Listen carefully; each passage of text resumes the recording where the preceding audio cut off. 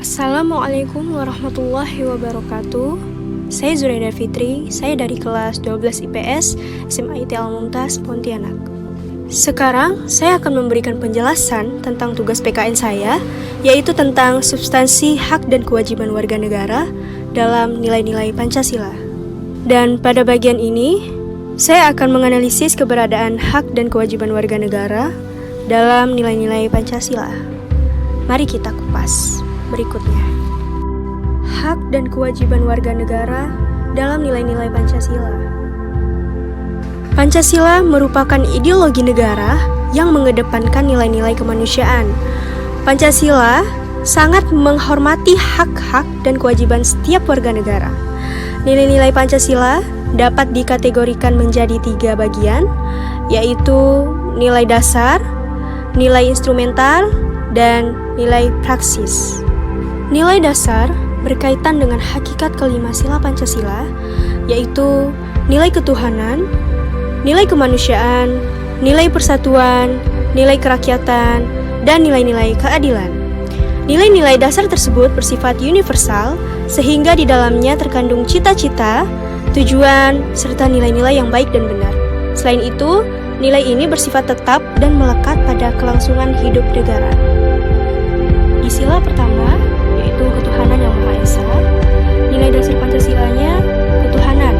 Nilai instrumental, pasal 28E ayat 1, setiap orang berbebas memeluk agama dan beribadah menurut agamanya, memilih pendidikan dan pengajaran, memilih pekerjaan, memilih kewarganegaraan, memilih tempat tinggal di wilayah negara dan meninggalkannya, serta berhak kembali. Pasal 29 ayat 1. Negara berdasar atas ketuhanan yang Maha Esa. Di sila pertama ini juga menggariskan beberapa kewajiban warga negara untuk yang pertama yaitu membina kerjasama dan tolong-menolong dengan pemeluk agama lain sesuai dengan situasi dan kondisi di lingkungan masing-masing.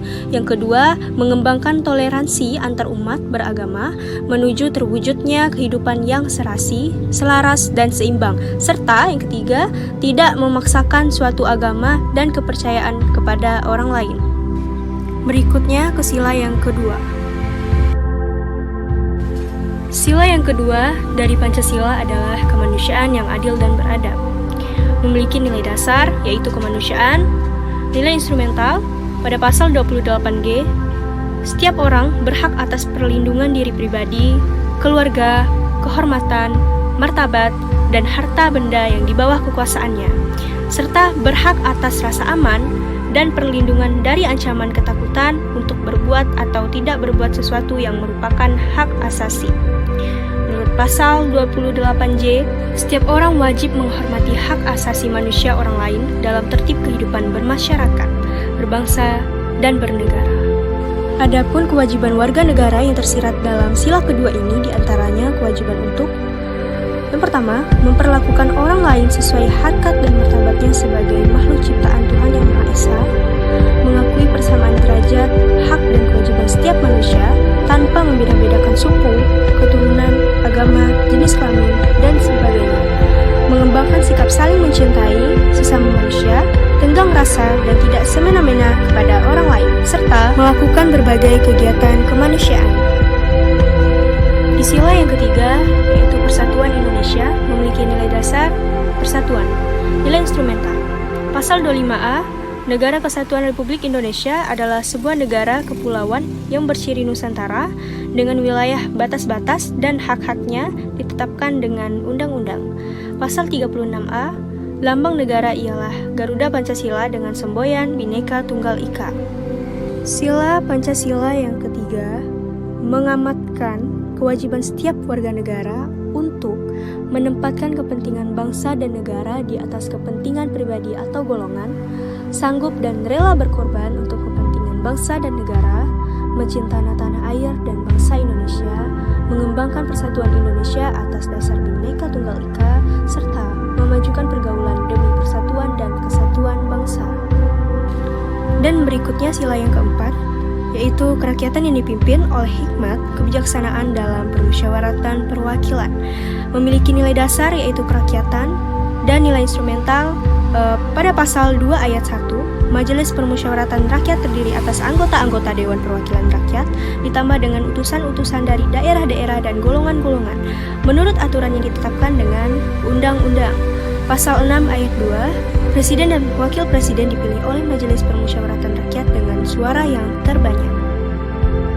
Dari sila keempat, mengamanatkan setiap warga negara untuk mengutamakan musyawarah mufakat dalam setiap pengambilan keputusan, tidak memaksakan kehendak kepada orang lain, dan memberikan kepercayaan kepada wakil-wakil rakyat yang telah terpilih untuk melaksanakan musyawarah dan menjalankan tugas sebaik-baiknya.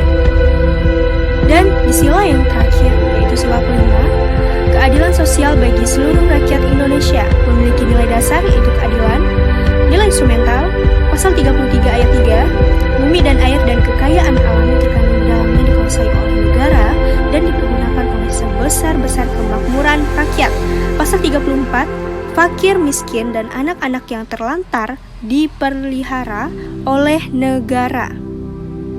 Dan di sila yang kelima ini mengamanatkan kepada setiap negara untuk mengembangkan sikap gotong royong dan kekeluargaan dengan masyarakat dan lingkungan sekitar, tidak melakukan perbuatan yang merugikan kepentingan umum, dan suka bekerja keras. Baik, sekian dari saya. Apabila ada kekurangan atau kesalahan, mohon dimaafkan. Assalamualaikum warahmatullahi wabarakatuh.